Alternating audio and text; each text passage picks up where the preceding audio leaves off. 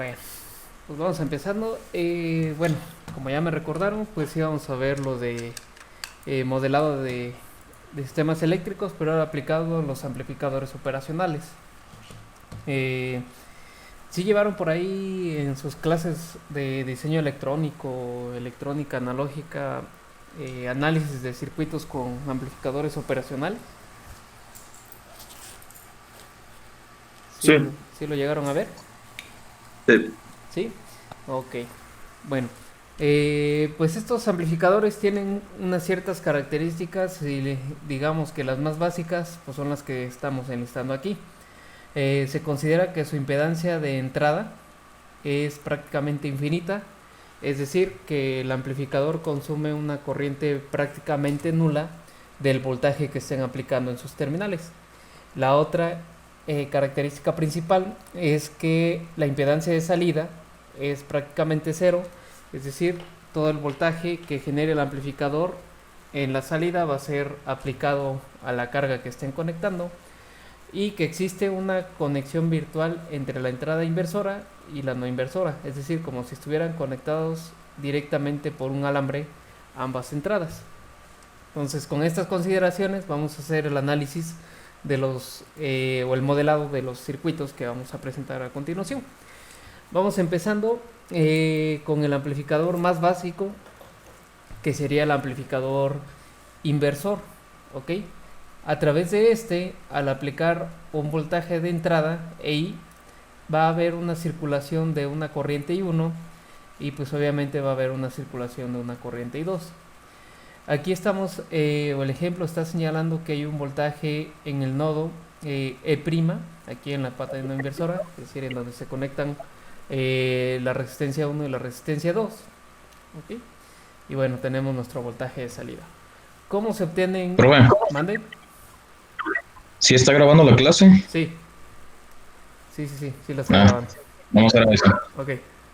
Les decía que cómo se obtiene el modelo matemático, la ganancia de un amplificador de este tipo es utilizando análisis de nodos, ¿ok? Es decir, vamos a aplicar un análisis de nodos o vamos a identificar cuáles son las corrientes que circulan a través de las resistencias en función de los voltajes que estén en los extremos de los nodos de dichas resistencias.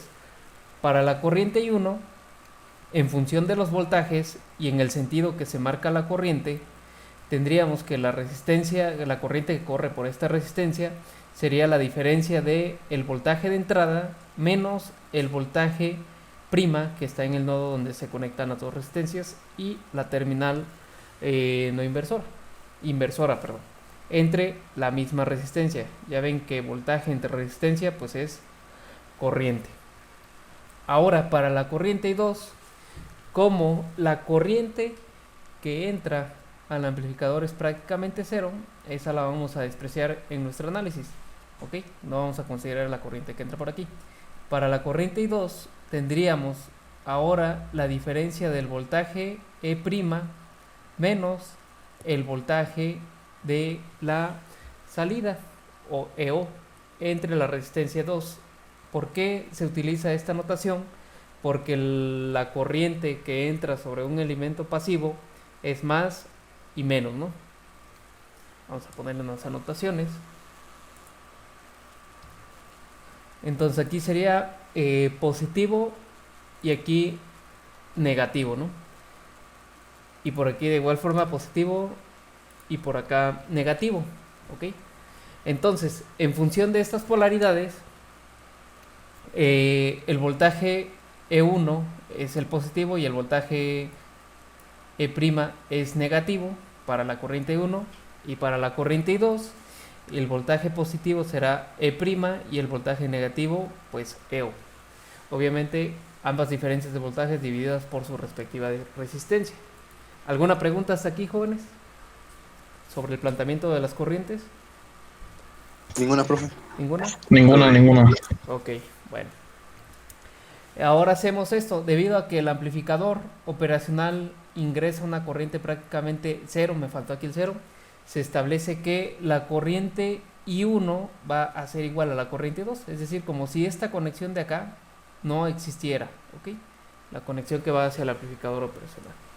Entonces, al igualar estas dos corrientes, igualamos las expresiones que teníamos para cada una de las corrientes, es decir, la diferencia del voltaje de entrada menos E' entre R1 y la diferencia de E' menos EO igual entre R2, vamos a considerarlas iguales, ¿ok? Bueno, al igualar estas corrientes, pues ahora consideramos que debido a que la entrada no inversor está conectada a tierra, es decir, E' va a ser aproximadamente igual a 0. ¿Por qué? Si nos damos cuenta, aquí tenemos una conexión a tierra, ¿no? Y si hay una conexión virtual entre las dos terminales, es decir, es como si esta terminal, el voltaje E' estuviera directamente a tierra, y el voltaje de tierra, pues es 0, ¿no? ¿Jóvenes? O el voltaje con respecto a tierra es 0, ¿no? ¿Sí? Sí. Entonces, por tal motivo, E' va a ser 0, ¿sí? Y al hacer esa igualación a 0, entonces vamos a tener que el voltaje de entrada sobre la resistencia 1 va a ser igual a menos el voltaje de salida sobre la resistencia 2. Y ahora simplemente despejamos, vamos a encontrar la ganancia de este amplificador, que sería el voltaje de salida entre el voltaje de entrada. Simplemente hacemos un simple despeje y nos quedaría que el voltaje de salida entre el voltaje de entrada va a ser menos la resistencia 2, nos llevamos el signo negativo, entre la resistencia 1. Y si aplicamos transformada de Laplace, es decir, convertimos los voltajes del tiempo a Laplace, pues simplemente cambiamos las funciones, las resistencias son constantes y la función de transferencia para el circuito sería menos R2 sobre R1. Esta expresión la vamos a llevar, digamos, a todos los análisis, porque en lugar de tomar en cuenta las resistencias vamos a tomar ahora impedancias, ¿sí? Y de acuerdo a la función de transferencia, si consideráramos impedancias R1 y R2 como Z1 y Z2, así digamos, traten de recordarlo, la función de transferencia de un amplificador inversor, independientemente si tiene bobinas, capacitores o resistencias, sería Z2 o la impedancia de la retroalimentación entre la impedancia de entrada, ¿ok? Impedancia de retroalimentación entre impedancia de entrada con signo negativo, ¿ok? Bueno, pero para el caso específico de este amplificador inversor con dos resistencias, la función de transferencia es R2 entre R1 negativo. ¿Alguna pregunta, jóvenes? No, profe, ninguna. ¿No? Todo bien. Bueno, a ver, bueno, aquí está el mismo ejemplo, pero ahora, como les comento, con impedancias. Es decir, vamos a convertir las impedancias a Laplace y vamos a aplicar la ecuación 18 que teníamos, que era esta, ¿no? Pero ahora en lugar de R1 y R2 vamos a considerar Z1 y Z2, ¿sí? Y haciendo la simple sustitución, pues la función de transferencia de EODS entre EIDS va a ser igual a menos Z2 entre Z1, ¿ok? Si igualamos las impedancias a las resistencias, pues vamos a llegar a la misma expresión que teníamos desde un principio que hicimos el análisis de nodos, es decir, menos R2 entre R1, que es el mismo resultado al aplicar el análisis, digamos así, paso a paso. Si lo quisiéramos aplicar de una forma directa, convertiríamos las mallas que tengan conectadas en la retroalimentación y en la entrada a impedancias, aplicamos esta ecuación así como de forma general ya, y simplemente sustituimos los valores de las impedancias en su respectiva localidad y nos da la función de transferencia de mi circuito, ¿ok? Entonces, de aquí en adelante, los demás ejemplos que veamos vamos a considerar las impedancias tanto de la retroalimentación como de la entrada y aplicar esta ecuación, ¿ok? Que esta no se les olvide. Es decir, la impedancia de la retroalimentación entre la impedancia de entrada y de signo negativo. Todos los circuitos que vamos a analizar serán de carácter inversores, ¿ok? ¿Sí? ¿Alguna pregunta o comentario, jóvenes? De mi parte no, profe. ¿No? Bueno, a ver, déjenme ver el chat, porque luego escriben y no me doy cuenta. No. Profe, entonces no importa todo lo que esté dentro de Z2, y todo lo que está dentro de Z1 siempre va a ser igual, ¿no? Sí, así es. Esta ecuación siempre va a ser igual a 19, siempre va a ser igual para todos los circuitos, sin importar lo que haya Z2 y Z1. Ya ven que puede haber un paralelo, puede haber un serie con bobinas, con capacitores, dependiendo de cómo sea el circuito. Tendríamos que hacer ese paralelo, ese serie, y luego sustituirlo en la ecuación 19, es decir, la retroalimentación de la impedancia de la retroalimentación entre la impedancia de la entrada. ¿Sí? Vamos viendo. Sí, perfecto. Bien, bien. Permítanme, estaba viendo aquí el Meet Attendance, que de repente actualizan ahí sus políticas de términos y condiciones y la vez pasada no funcionaba. Pero bueno, ya funciona. Bueno, entonces nos quedamos con esta ecuación, jóvenes, no se les olvide, para los siguientes ejemplos. Acá. Ahora viene esta, ahora sí que el siguiente ejemplo pues era tratando esta situación, ¿no? En el que podíamos tener mallas en serie paralelo, pero vamos a considerar tanto lo que está conectado en la retroalimentación como lo que está conectado en la entrada como impedancias, es decir, siempre Z2 y Z1, ¿ok? Este es un circuito de retardo de primer orden, a nivel de control, ¿ok? Bueno, Z1 pues va a ser simplemente ZR1 o ZR1 pues es la resistencia, simple y sencillo, ¿no? Pero la impedancia 2 es el paralelo de la impedancia en la resistencia 2 y la impedancia en el capacitor, ¿ok? La impedancia en la resistencia pues la simple resistencia, pero la impedancia en el capacitor va a ser 1 sobre CS, si lo recordamos. Si recuerdan esta expresión, ¿verdad, jóvenes? Sí. Sí. Bueno. Pues aplicamos el inverso de la suma de los inversos, ¿ok? Es decir, el inverso de la resistencia 2 o de la impedancia Z2 y el inverso de la impedancia Z1. No hay que olvidar llevarnos la fracción 1 sobre CS. Creo que esta simplificación ya la habíamos hecho. CS pasa al numerador, R2 pasa multiplicando CS más 1 y R2 pasa hasta el numerador, ¿no? La simple suma de las dos impedancias, ¿ok? Entonces Z2 sería R2 entre R2 por CS más 1, ¿ok? ¿Alguna duda en la suma de estas fracciones, jóvenes? No, ¿No? todo bien. No, Bueno, pues ya tenemos Z2 y Z1. ¿Qué nos compete hacer? Pues sustituir esto en el numerador y esto en el denominador. Entonces el voltaje de salida entre el entrada o la función de transferencia va a ser menos Z2 entre Z1, es decir, menos R2 sobre R2CS más 1 entre R1. Y si hacemos la famosa regla del sándwich, pues nos quedaría que R1 pasa multiplicando a R2CS más 1 y R2 queda en el numerador, todo esto negativo. Y así de simple, esta sería la función de transferencia para este circuito, ¿ok? Aplicando el análisis por impedancias, ¿ok? Y aplicando la misma ecuación 19 que habíamos establecido. ¿Alguna pregunta, jóvenes? De mi parte no, profe. ¿No? No, todo bien. Bueno, entonces ahora, bueno, ya está el resultado. Obtengan la función de transferencia hasta EDS, es decir, como si no existiera esto, ¿sí? Es decir, hagan los dos paralelos y hagan la división, es decir, considerando nada Z1 y Z2, esta parte. La segunda parte se las explico yo. Ahorita díganme cuál sería la función de transferencia hasta los nodos de en medio. De R3 y R4, ahorita no hagan caso, ¿sí? Entonces el primer ejercicio, o digamos la primera parte del circuito es una red de adelanto o retardo, dependiendo de la configuración. También es una especie de compensador que se utiliza para sistemas de control.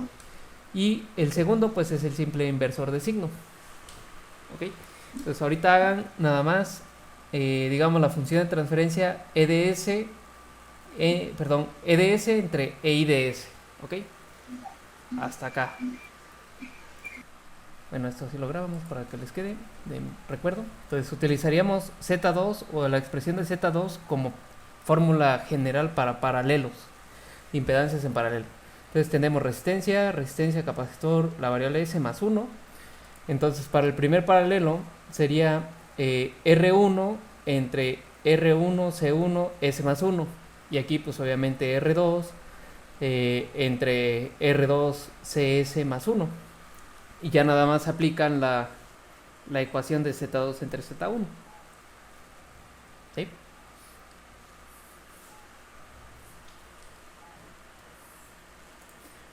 A ver.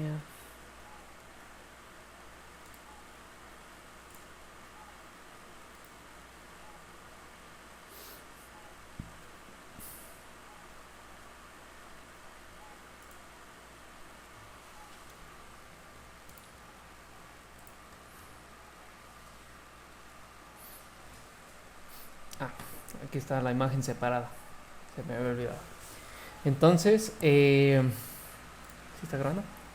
Les decía, Z1 va a ser el paralelo de R1 con C1 y Z2 el paralelo de R2 con C2.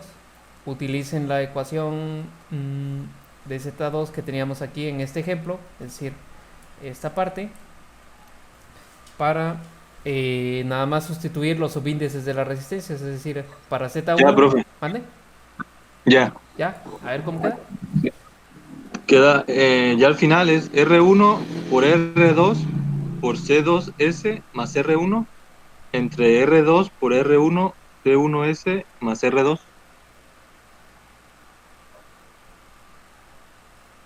Ah, ok, ya. Sí, sí, sí. Lo que pasa es que yo lo dejé R2 y R1 fuera de los...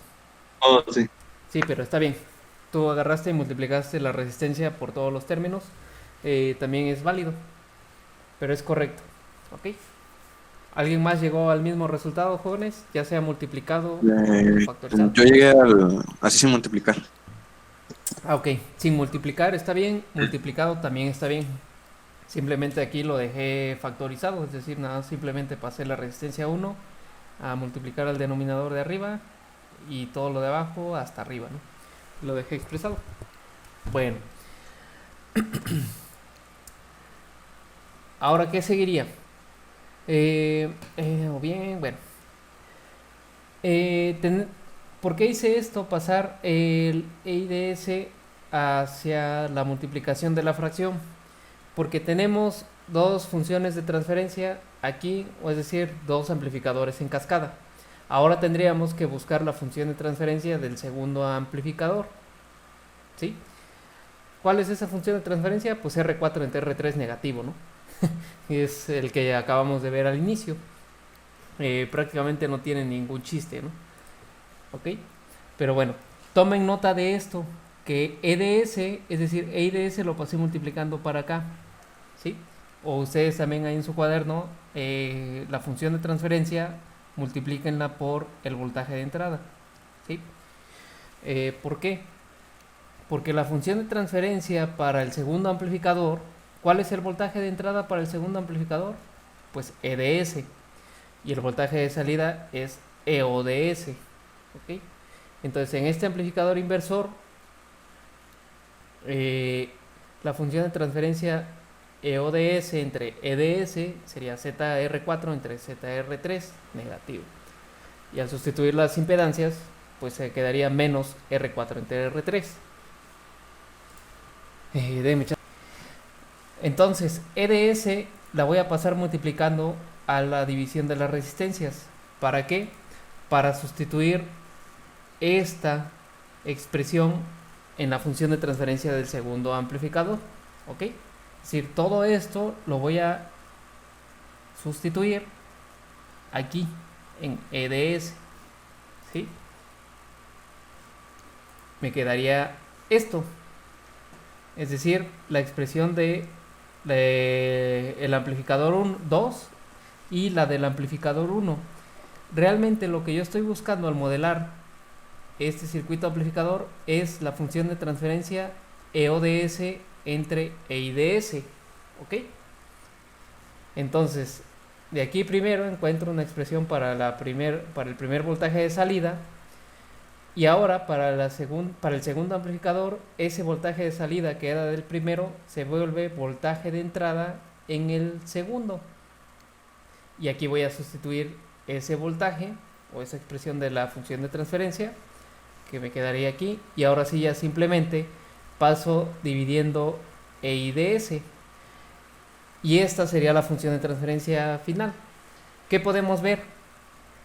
Que cuando tenemos amplificadores en cascada, simplemente basta con multiplicar las funciones de transferencia de cada etapa individual. Esta es de la segunda etapa y esta fue la de la primera etapa.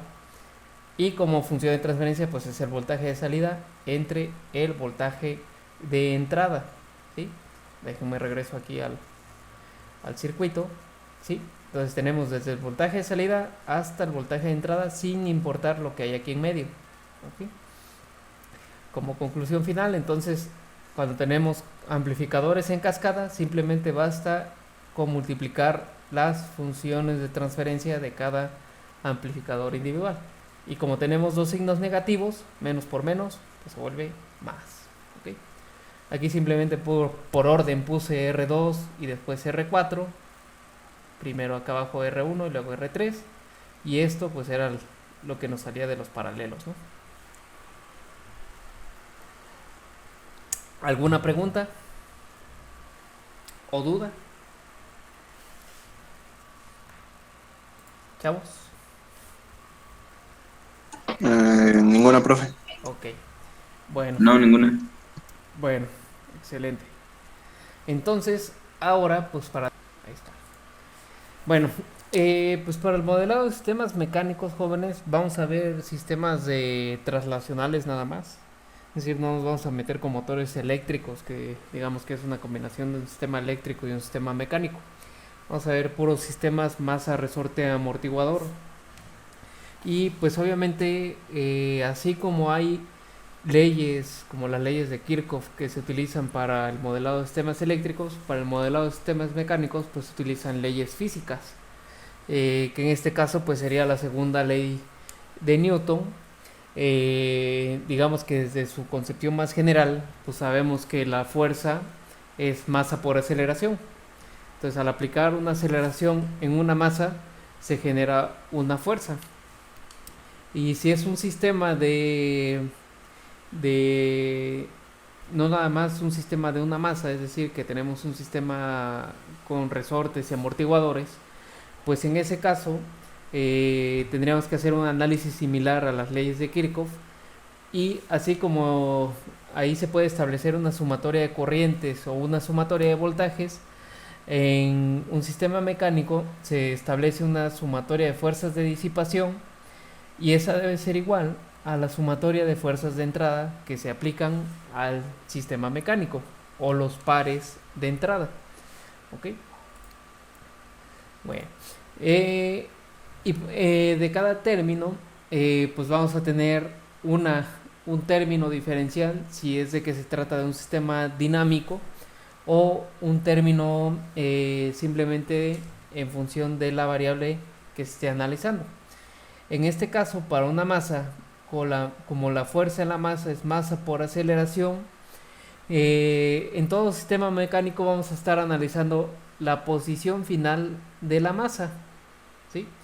Entonces, de acuerdo a una posición o un punto de referencia de posición, la velocidad pues será la primera derivada de la posición, y la aceleración será la segunda derivada de la posición. ¿Ok? Entonces, para la fuerza en la masa será la masa por la segunda derivada de la posición de referencia de dicha masa, o bien masa por velocidad. Y si la velocidad es la primera derivada de la posición, pues obviamente al derivar una derivada se obtiene la segunda derivada. ¿Ok? Y esta expresión la vamos a llevar en mente para los siguientes análisis, es decir, masa por segunda derivada de la posición de referencia. ¿Ok? ¿Alguna pregunta, jóvenes? ¿O comentario?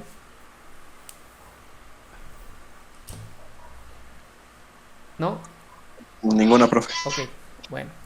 Entonces, recordar, la fuerza en la masa es igual a masa por segunda derivada de la posición. Bueno, ahora nos vamos a los resortes.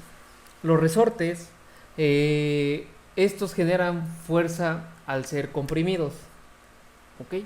Y si lo analizamos desde un punto de vista de una posición, es decir, la fuerza se ejercerá en el resorte dependiendo de la posición final del extremo de este, si es que un extremo está anclado a una pared. Es decir, la fuerza es función de la posición por la constante de fuerza del resorte. ¿Ok? Pero si tenemos dos fuerzas, y en este caso, dos posiciones, ustedes disculpen, que son, dichas posiciones avanzan en el mismo sentido, al igual que como tenemos en una diferencia de corrientes en una malla, para cuestiones de fuerza en un resorte, si las posiciones avanzan en el mismo sentido, de acuerdo al punto de referencia será la diferencia de la posición x1 y la posición x2. Si estuviéramos analizando la posición x1, caso contrario, si estuviéramos analizando la posición x2, pues sería la diferencia opuesta, es decir, x2 menos x1. ¿Esto por qué? Porque si yo jalo el resorte, es decir, cambio la posición x2, la posición x1 va a avanzar hacia x2. O distinto, si empujo el resorte en función de la posición x1, la posición x2 va a tratar de relajar el resorte y la fuerza disminuiría. ¿Qué pasaría si yo comprimiera los resortes o los extremos del resorte en direcciones contrarias? La fuerza en el resorte se crecería o se amplificaría, ¿no? Es decir, tendría que sumar las posiciones, lo que me generaría una fuerza mayor. Cuando las posiciones están en el mismo sentido, el resorte tiende a disminuir su fuerza. ¿Ok? Y bueno, en conclusión, la fuerza en el resorte será constante del resorte por posición. ¿Ok? Independientemente si hay una diferencia de posiciones. Ahora, para el amortiguador, los amortiguadores a lo que se oponen son a los cambios de velocidad, como cuando caemos en un bache con nuestro carro, la masa del carro trata de acelerar o ser acelerada por el hundimiento en el bache, pero el amortiguador trata de amortiguar esa aceleración. Los amortiguadores están construidos con aceite o con gas y eso genera dentro una fricción viscosa. Entonces, la constante de fuerza en un amortiguador será o constante o coeficiente de fricción viscosa. Y esta fuerza se va a generar en función de la velocidad que se genere en el desplazamiento del vástago del amortiguador. ¿Ok? Y de la misma forma, si estamos analizando respecto a dos velocidades y esas velocidades tienen el mismo sentido, será la diferencia de la velocidad que estemos analizando menos la velocidad que esté interactuando. ¿Ok? Tomando como punto de referencia la velocidad de x1, pues será x1 punto menos x2 punto, o la primera derivada de la posición por menos la segunda derivada de la posición x2 por la constante de fricción viscosa. ¿Ok? Y es ahí donde se empieza a generar o a presentar la ecuación diferencial del sistema. Aquí teníamos la segunda derivada de la posición, aquí vamos a tener la primera derivada de la posición y aquí la simple función por una constante. ¿Ok? Y en resumen, para el amortiguador será la constante de fricción viscosa por velocidad. ¿Ok? Y obviamente la velocidad pues será la primera derivada de la posición que estemos analizando. ¿Alguna pregunta, jóvenes?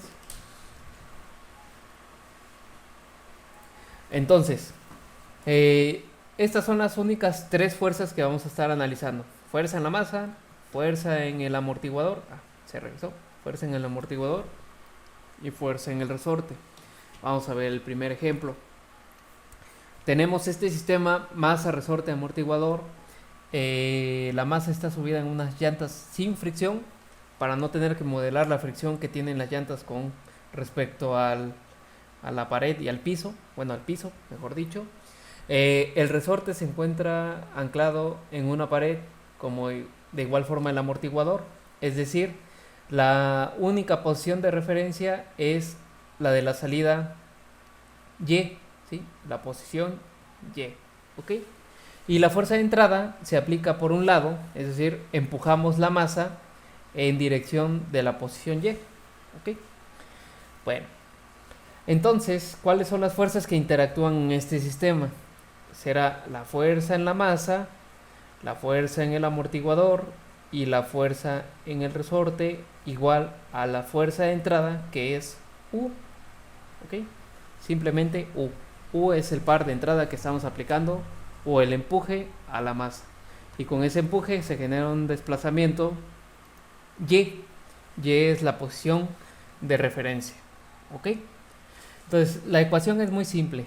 La sumatoria de fuerzas de disipación igual a la sumatoria de fuerzas de entrada, pero de fuerzas de entrada solo tenemos una. Bueno, definimos cada una de las fuerzas. La fuerza en la masa, pues será la masa por la segunda derivada de la posición. La fuerza en el amortiguador será la constante de amortiguación por la primera derivada de la posición. Y la fuerza en el resorte, pues la constante del resorte, la constante de fuerza en el resorte por la posición, ¿ok? Vamos a sustituirlo en cada uno de los términos de la ecuación 25, es decir, la fuerza en la masa, la fuerza en el amortiguador y la fuerza en el resorte, ¿ok? Haciendo eso, pues vamos a tener la segunda derivada de Y más por la masa más la constante de fricción por la primera derivada de Y más la constante del resorte por la posición Y igual a 0, ¿ok? ¿Sí queda clara esta parte, jóvenes? La sustitución de cada una de las fuerzas. Sí, profe. Sí, profe. ¿Sí? Y como podemos ver, aquí tenemos ya nuestra ecuación diferencial. Esto ya sería un modelo válido de nuestro sistema, pero de acuerdo a la ¿cómo se dice? A la herramienta matemática que estamos utilizando aquí en el curso, pues vamos a tener que aplicar transformada de Laplace para obtener la función de transferencia de esta ecuación diferencial. ¿Okay?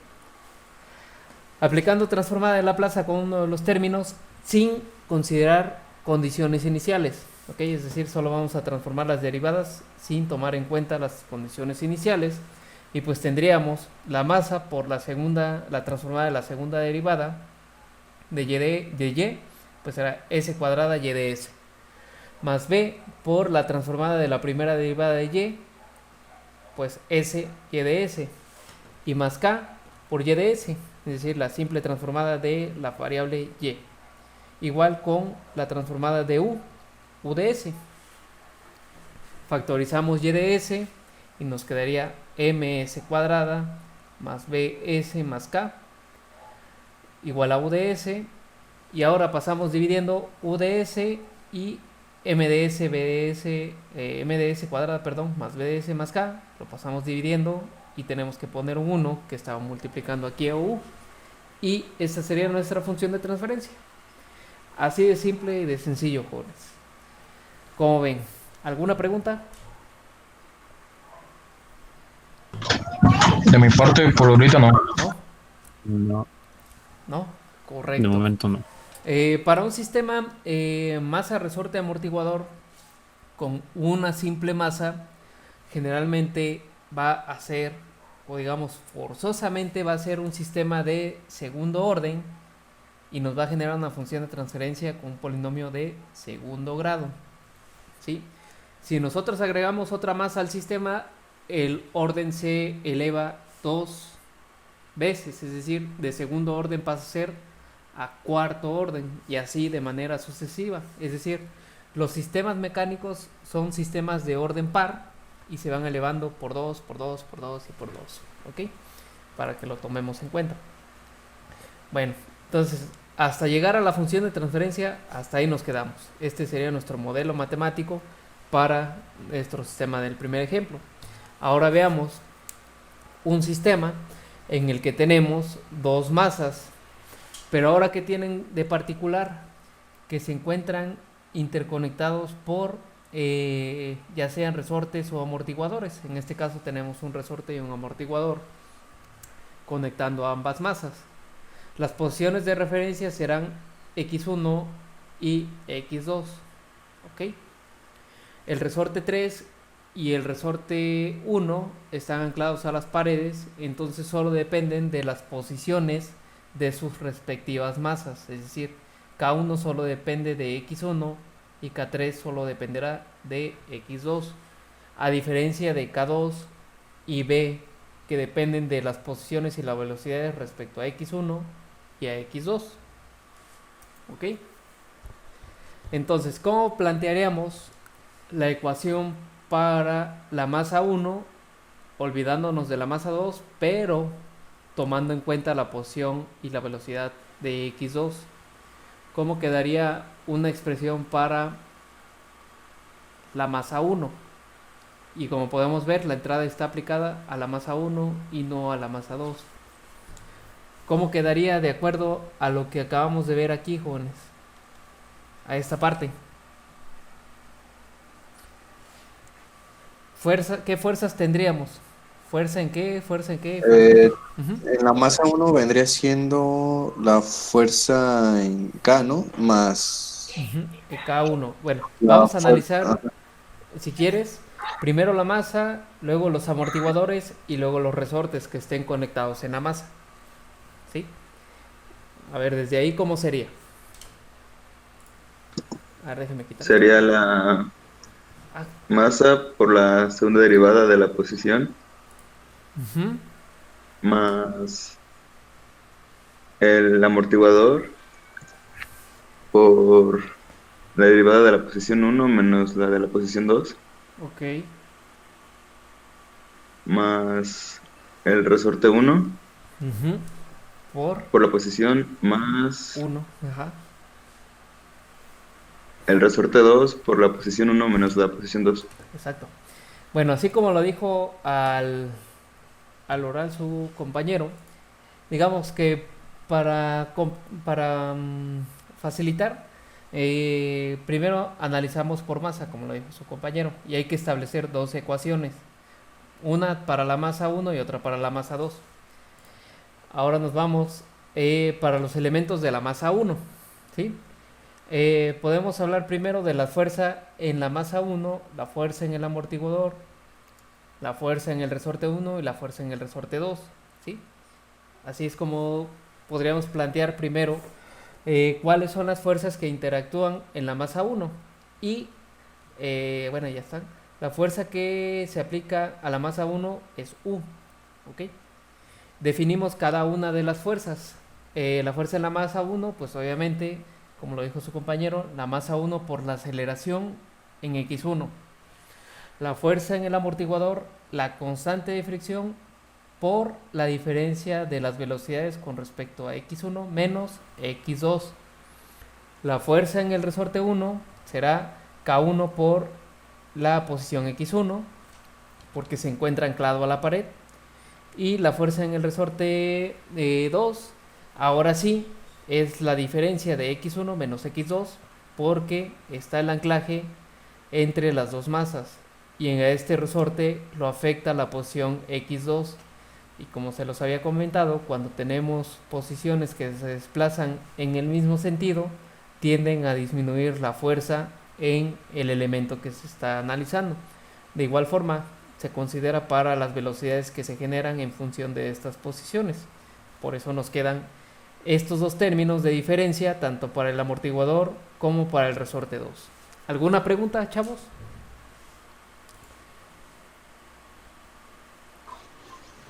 No, todo bien. ¿No?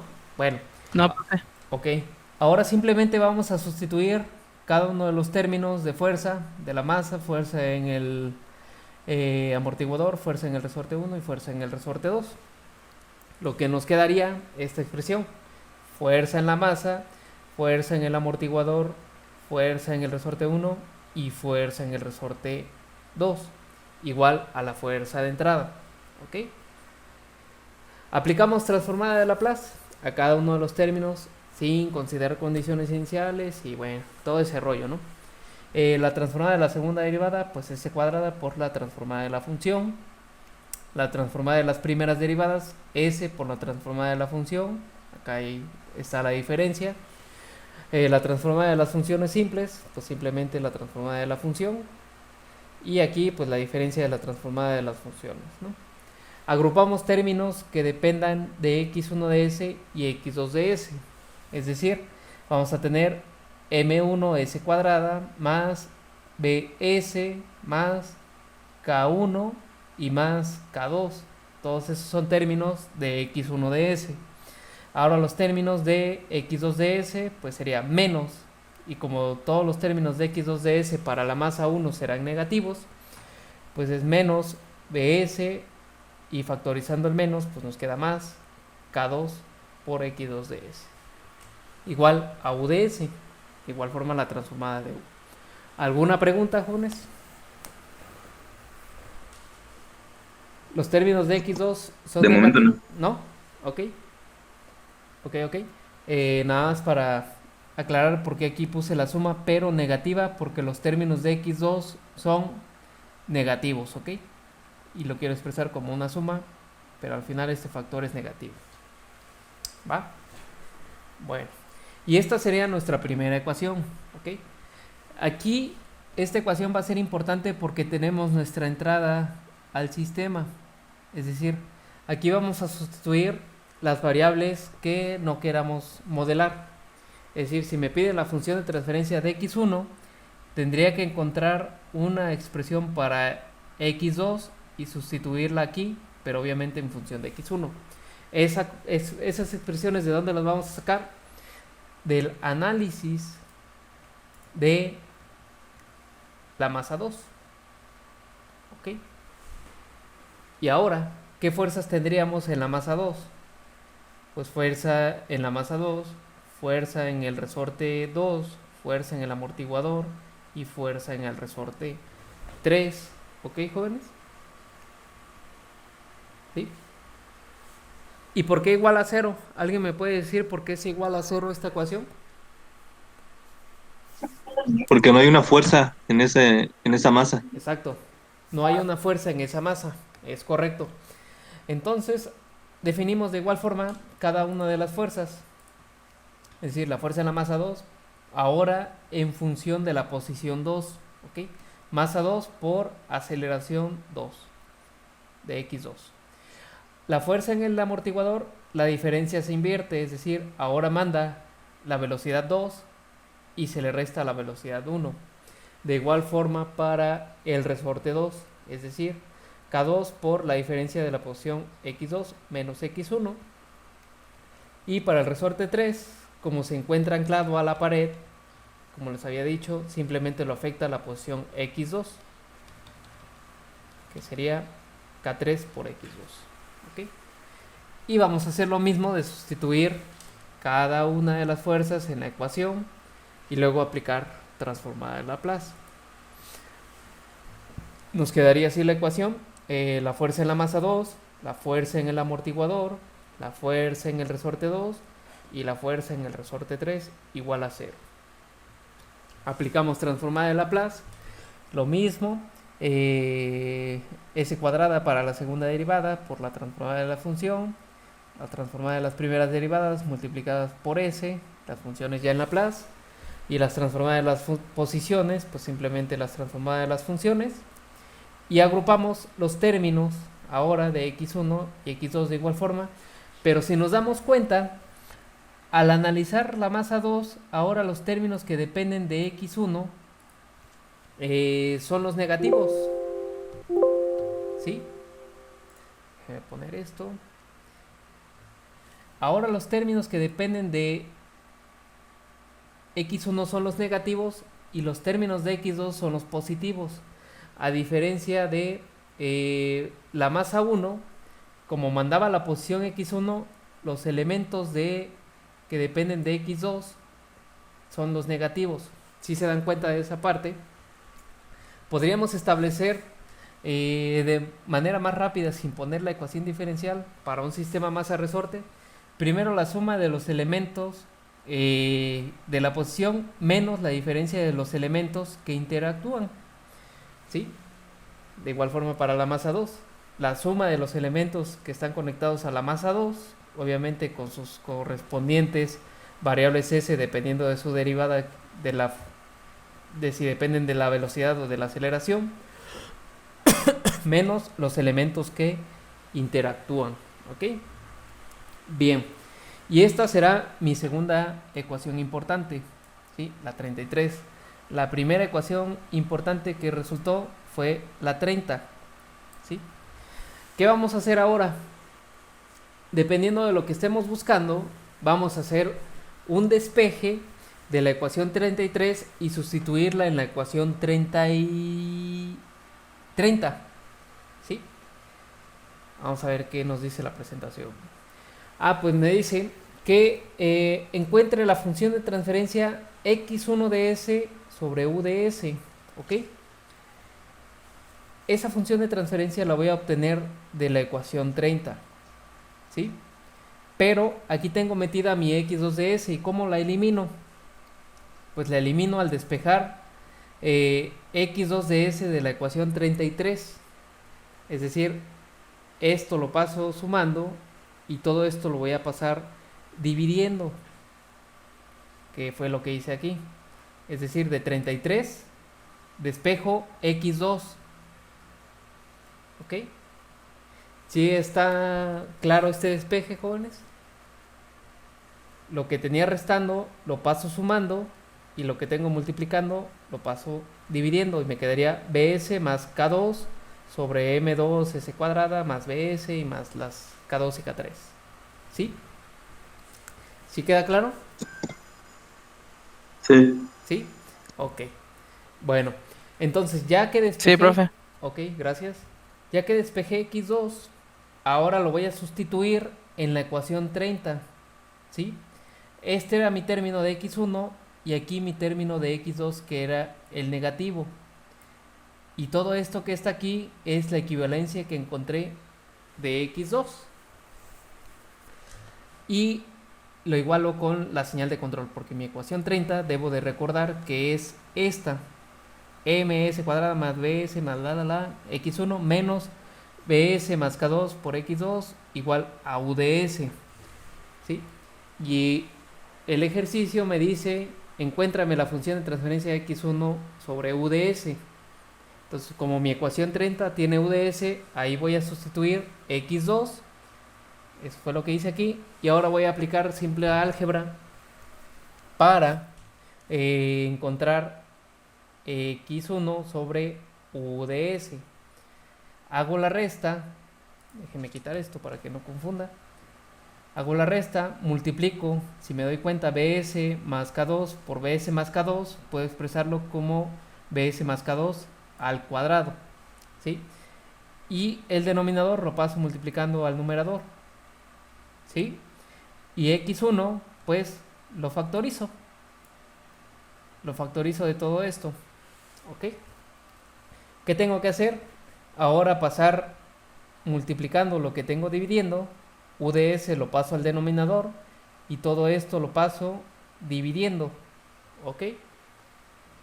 Para poder encontrar x1 de s sobre u de s y me quedaría así, ¿ok? Esto pasa multiplicando, déjenme poner flechas. Esto lo voy a pasar multiplicando para acá. Esto lo voy a pasar dividiendo para acá. Y u de s lo voy a pasar hasta acá. ¿Ok? ¿Sí? Entonces, u de s lo paso dividiendo a x1 como me lo pide la función de transferencia. Y el denominador lo paso multiplicando y el numerador lo paso dividiendo. Y me quedaría esta función de transferencia. ¿La podemos desarrollar? Sí, la podemos desarrollar. La podemos dejar así. También la podemos dejar así. No hay ningún problema. Que se quede como una simple expresión de la multiplicación de los dos polinomios de segundo grado menos este factor negativo, bueno, este factor al cuadrado, y el numerador pues lo dejamos así. ¿Alguna pregunta, jóvenes? ¿Duda o comentario?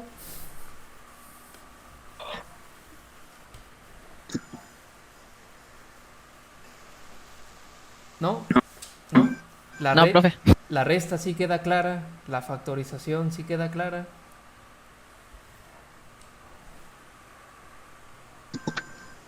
Creo que sí. Sí. Bueno, ahora ustedes van a encontrar x2 de s sobre u de s. ¿Cuál sería el primer paso? Despejar de 33 x1. Es decir, el caso contrario, si para encontrar x1 de s sobre u de s despejé x2 de 33, ahora ustedes para encontrar x2 de s sobre u de s van a despejar de 33 x1. Bueno, entonces como aunque sean funciones de transferencia independientes, es decir, estamos modelando una posición y luego otra posición distinta, los denominadores son los mismos. Lo único que cambia es el numerador. ¿Por qué? Porque dinámicamente los sistemas tienen la misma dinámica, aunque diferentes salidas. Y el polinomio del numerador lo único que afecta, o como afecta al sistema, es en la salida. Pero en su respuesta dinámica, si es estable o inestable, o dependiendo de qué rapidez tenga el sistema para estabilizarse, depende solo del denominador. Entonces ese siempre va a ser igual si están modelando el mismo sistema, para que lo tomen así como nota. Y si hacen un modelo, cuando hagan la tarea, no recuerdo si les pida las funciones de transferencia de ambos sistemas mecánicos. Perdón. ¿Es este? Aquí les pide que obtengan las funciones de transferencia para todas las posiciones. Entonces, como referencia, los denominadores de las funciones de transferencia tienen que ser iguales para el ejercicio 1, obviamente, e iguales para el ejercicio 2, tanto para x1 y x2 o para y1 y y2, dependiendo de cada ejercicio. ¿Ok?